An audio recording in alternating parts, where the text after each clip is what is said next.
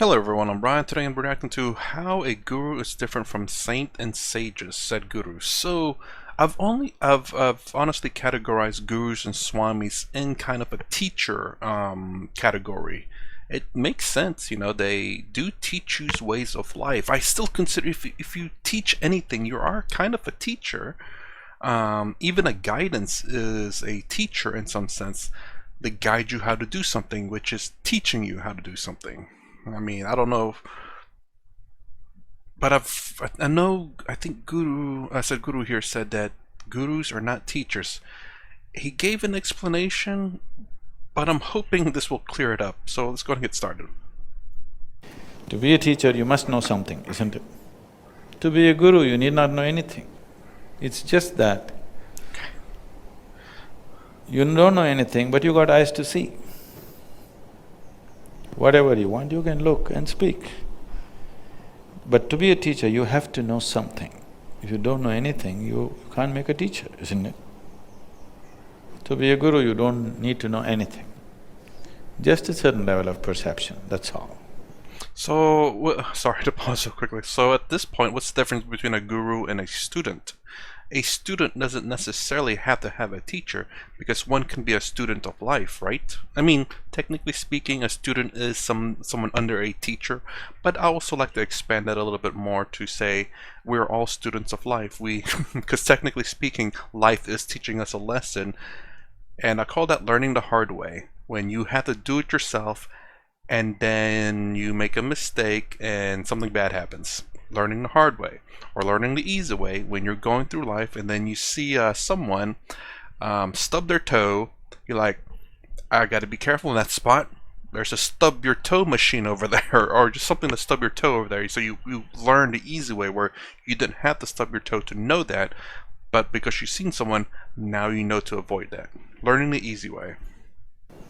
You're not knowledgeable about anything. It's easy. Being a teacher is difficult because you will have to remember so many things.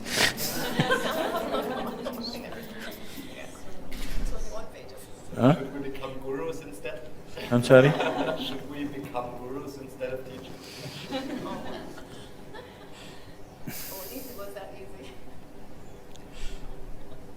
The thing is, you never try to become a guru. If people notice that you have a certain level of perception, people will recognize you as one.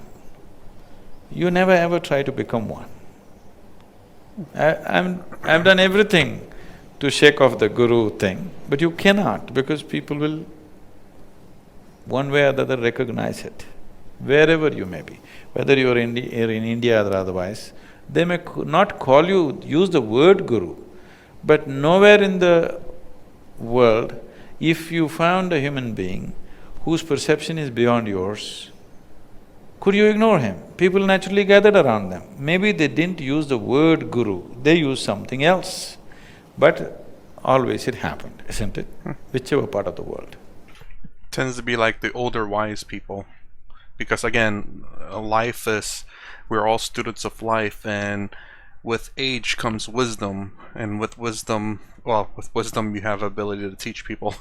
There's no other phrase for that. So with age comes wisdom, and then you pass that wisdom down to the younger folks basically, and that is a certain level of perception. Perception learned the hard way. It is just that in other parts of the world, individual people popped up by themselves without a systemic support. In India, people popped up because there's a systemic support, more popped up. In other places, there is no systemic support, so out of their own thing, people popped up. When they popped up, they got chopped down usually, because there's no systemic support to recognize them.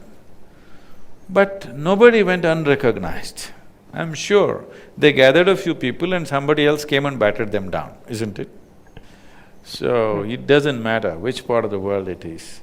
If people notice a certain dimension of perception, naturally he will be recognized as the one who perceives. Usually, in India we identify people as saints, sages and seers.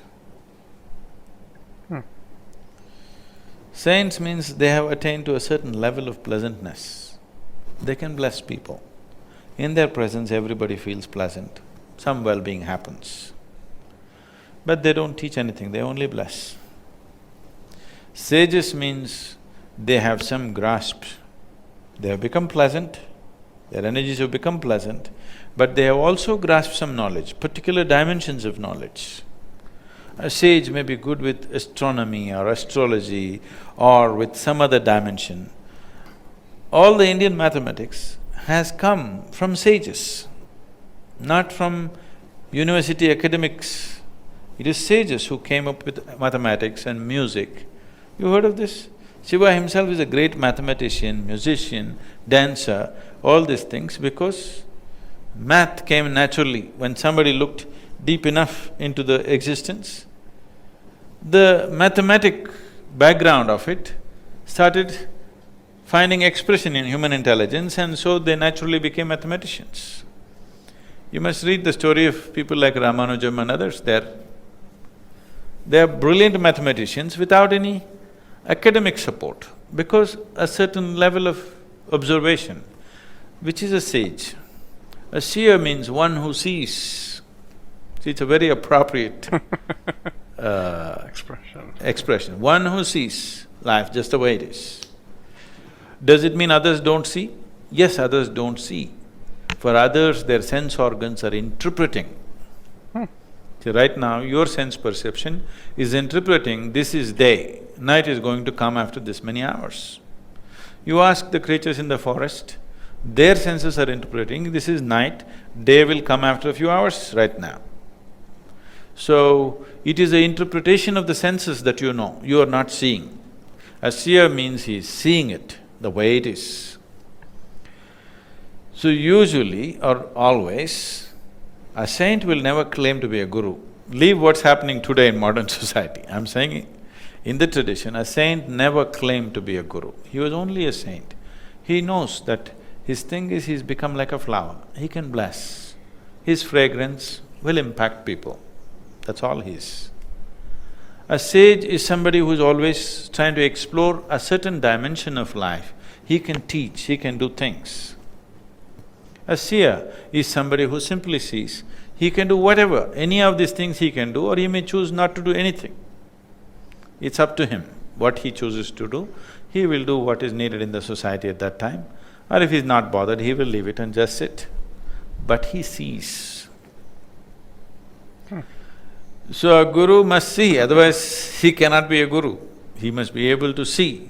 See does not mean, can you tell me what's my future? Your future is hopeless, if you're asking that question.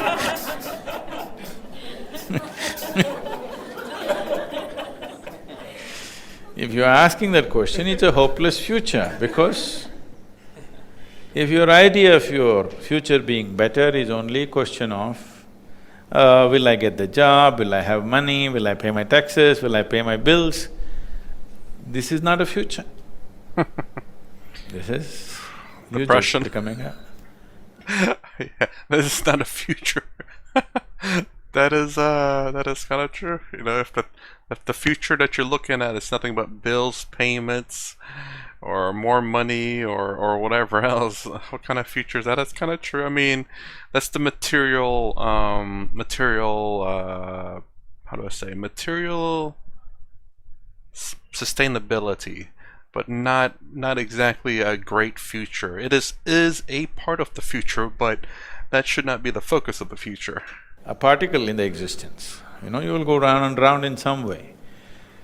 So, future, once you see a certain way that the life is manifesting today, if I say if you do this, this and this, it can manifest in some other way. If I can suggest the right thing to you, that is because you have seen, so that is a seer. If one cannot see, he should not be a guru. Seeing not just the human aspect of it, the existential aspect of it, to be able to see. See, these days some technologies have come, I don't know the names of these technologies, but some things I saw are really phenomenal, okay? See, right now, if you sit here, let's say you're doing asanas, Let us say you do all these asanas and you go away. Now in the space where you did asanas, there is a certain memory.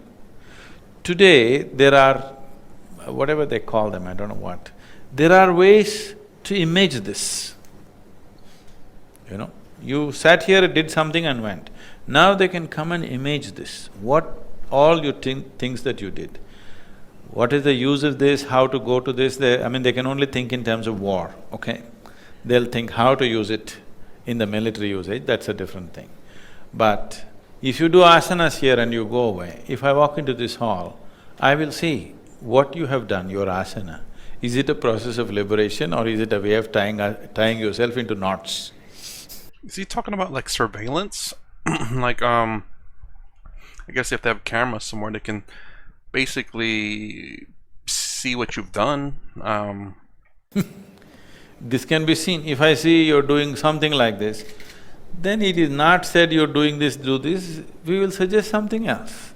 You must have the sense to just do that. Some simple thing, I'll say, hey, why don't you take a walk and come?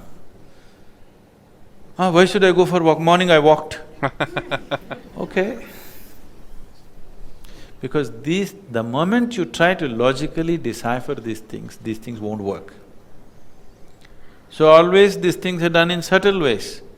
Only few people have the sense to follow those subtle instructions. All of them will question and debate, discuss with everybody and destroy it in no time. So, okay, wait for another 12 years, let's see. Moments come in one's life. In one's cycle of doing things, certain moments come in your life. At that moment when the necessary intervention is made, if you don't take it, that moment will pass and we'll have to wait. If you have the power to create your own moment, not waiting for any cycles, that would be the most fantastic thing to do. But not everybody is there, they will have to wait for that moment. But when that moment comes, naturally instructions will come. Now when I say this, all kinds of flaky minds will start looking at everything as a sign from California, you know. They receive all kinds of signs every day. So there is a danger to these things, but at least when proper verbal instructions are given, people should have the sense to do it. Otherwise, because if I try to explain and do it, it'll not work. Why will it not work? Why can't you do this? Why… See, this is the simple thing. Between your body, physical body and your mind, there's a certain subtlety that what happens in your mind cannot be interpreted the same way as we interpret the physical movements, isn't it? What happens in your emotion cannot be logically interpreted as it happens in your mind, isn't it so? As things get subtle, it becomes less and less available to the logical process. If we do not understand this logic, if you try to handle everything as you handle physical material, human beings will die. If you try to handle human beings as physical quantities, you will see nobody will be with you, isn't it? Yes or no? Don't you relax the rules of the physical for handle human beings? Somebody is far away, you say 1, 2, 3, 4, okay, 4 people. But if they're with you in your home, as your family, don't you relax this laws of physical to interact with them? If you don't, you will not know any human being on this planet. Like, a way of self-defense, as in, keeping your guard up at all times, that you do not let anyone into your life so that you can never be hurt. That's one guaranteed way to never be hurt by someone else. If no one can be in your life, then no one can hurt you. So, to drop that self-defense, you let people into your life, you have a chance of being hurt by other people, but you'll have people in your life and you won't be alone. Is that what he's saying? So this relaxation has to progress. As it goes, if your life has to evolve, you must release more and more things from this. But for doing this, you must have a very stable, logical mind. If you don't have this, you will go off into hallucinatory processes. This is the thing about spiritual process, that If you establish a very stable body and stable mind, then we can take you into illogical things experientially. If you do not establish this, if we take you into one illogical experience, after that your imagination will run in such a way, you are doing hallucination and thinking it's real. Hallucination can be more powerful than the real. Actually it is, because it's exaggerated. See, people love people that they have not seen more than people they have seen. They go to a cinema. Whatever this Rajinikanth or this Tom Cruise or Amitabh Bachchan is a much bigger guy and people love him more than the people who are sitting next to them. Oh. I thought maybe he was saying along the lines like, you see, and I've heard the expression before, you see someone that you really like, say a YouTuber or something, or an actor or actress, you see like, oh, they look so fantastic, it looks so good, but when you go meet them in person, it's different, like they're a different person. Not everyone that acts in cinema or in the media in general are the same outside of the media. So the way their personality is in the movies, the news, or the YouTubes, or the Twitter, or the I don't know what else, generally it's not the way they act in real life. Sometimes it's exaggerated, sometimes it's toned down, who knows? Because it's all exaggerated, isn't it? Because it's so exaggerated, the man is so big, he speaks so loud, and everything that he does is big. The people who are sitting next to you, they can't look that big, they can't sound so big, they can't do anything so big. So, hallucination is an exaggerated reality. Because of that, it can become a more powerful thing than reality. But once you fly into the hallucinatory state, you're risking madness. You're risking the basic stability of your mind. If you go too far, you may not be able to come back. If you can sit here and dream something funny for 2 minutes and come back, it's nice. But you started dreaming and you don't know where to stop, then it's lost, isn't it? So establishing a very stable body and mind is an important part. If we want to explore mystical aspects, we should know what's imagination, what is not. That's interesting, because actually that makes sense now, considering that, again, the 4 yogas, they teach you, or at least most of them focus on the first 3, karma yoga, bhakti yoga, and jnana yoga. I can't remember his name. Is it Chinmayananda? I believe he explains these 3 in the BMI chart, and basically the body, the thoughts, and the emotions. I'm sorry, body, emotions, and thoughts. Karma, bhakti, and jnana. And then it's also spoken. I've heard it spoken many times with other gurus and swamis. And then usually the 4th one, Raja Yoga, which is meditation, is basically what he's saying here, again, getting your thoughts and your body in a stable state. Actually, being able to meditate into being able to meditate in a stable state means you're focused, but actually yes, focused for the most part, to handle the meditative state. It needs a very, very focused, stable thing. Right now, this simple thing that you're doing, that consciously, like this, we go and create another visual impression of something following you, this needs enormous mental work. Do you understand what I'm saying? Just to make sure your breathing is just slightly deeper than normal, it needs a lot of mental work.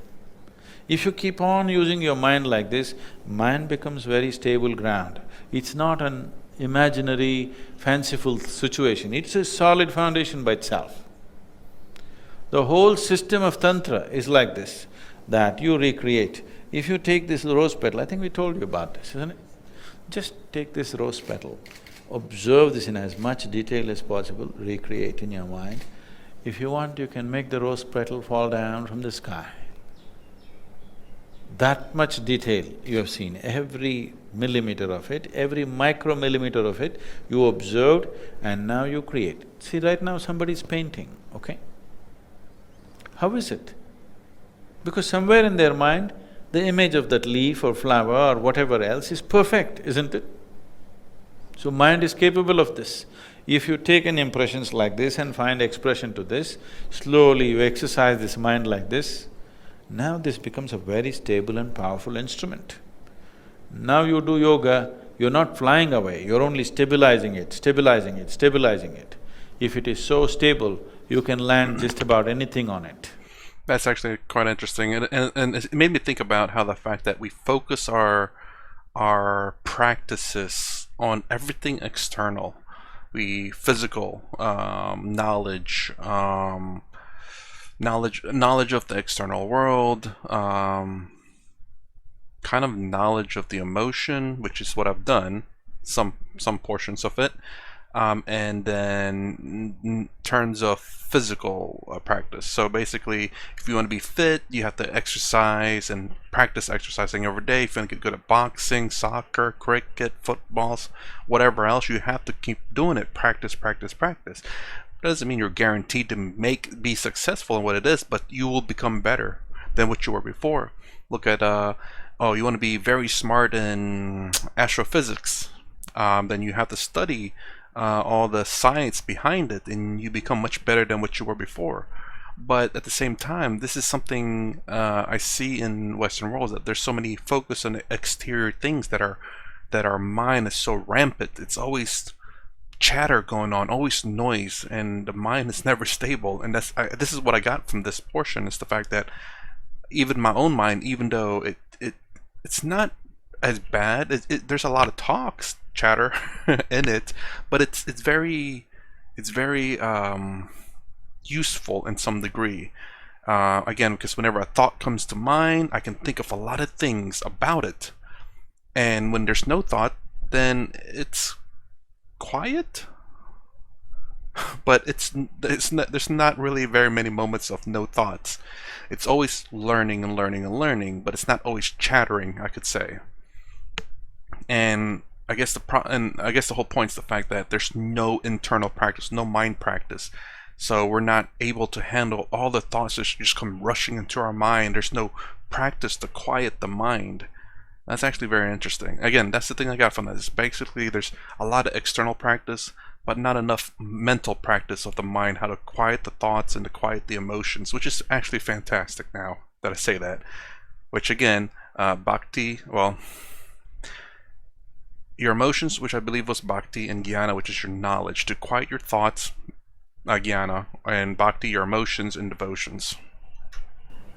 If it's not that stable, then if something bigger comes to you, people break. Karma maybe. Or fall back. Lot of people go back whenever big experiences happen, lot of people. If something big happens to them, they will get frightened about it. They will get defensive about it. They will go backwards. But if they had a very stable mind, they would go… whenever something big happens, they would move forward.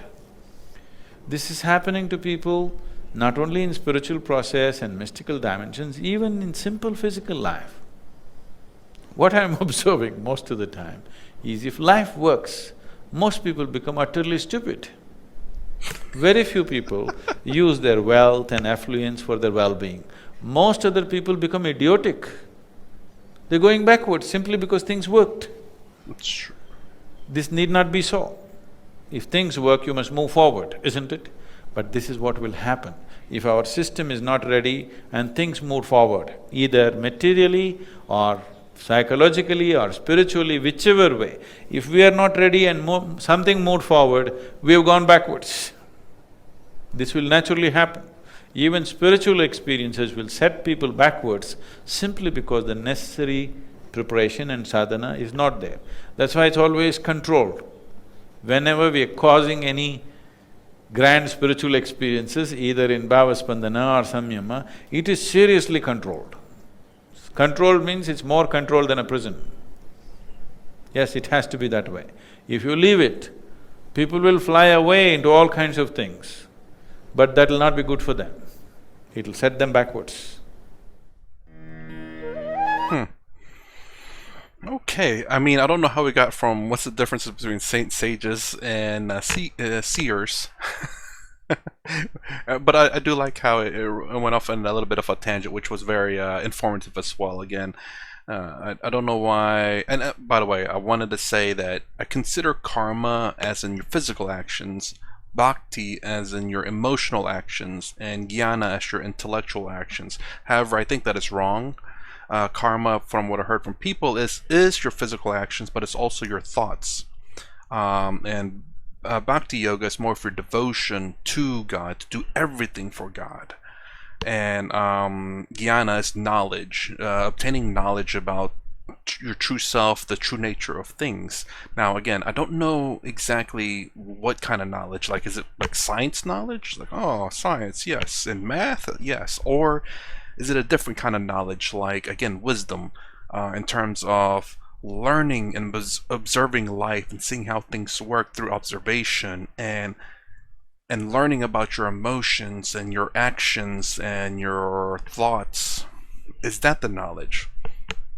And then the fourth one, which is Raja, which is meditation, which has barely been touched up on in my channel, just because, well, in most of those yogas it's been barely touched up on, even though I did react a video between the 4 yogas with Swami Sarvapriyananda. But yeah. So I'm not sure if I was right about those 3. That's how I associate, which makes sense. With Chinmayananda, talks about BMI, body, mind, and intellect.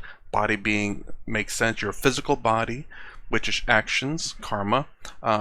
Mind being emotion, and that sounds like bhakti, because you can get emotionally devoted to something. You don't have to be intellectual to be devoted. You just have to be passionate about your devotion. And then jnana yoga, which is intellect, which is your thoughts. BMI, intelligence, thoughts. Jnana, which is about learning life. I was thinking book smart, but I'm not too sure. It could be potentially book smart, or it could be mere observation of life. Then Raja Yoga, which is BMI. Didn't touch up on that, I don't believe. Maybe it is the symbol on the BMI chart. I can't quite remember, but that's actually Turiya, if I remember correctly. But perhaps the Raja Yoga was below the Turiya symbol, which is the meditative state that you can get once you have the BMI in order. You can go to Raja Yoga, the meditative state, to get to your Turiya to see the true state. Perhaps, I'm not sure. But yeah, anyways, if you like my content, please consider subscribing. Thumbs up, thumbs down below. Thanks for watching. I'll see you in the next vid.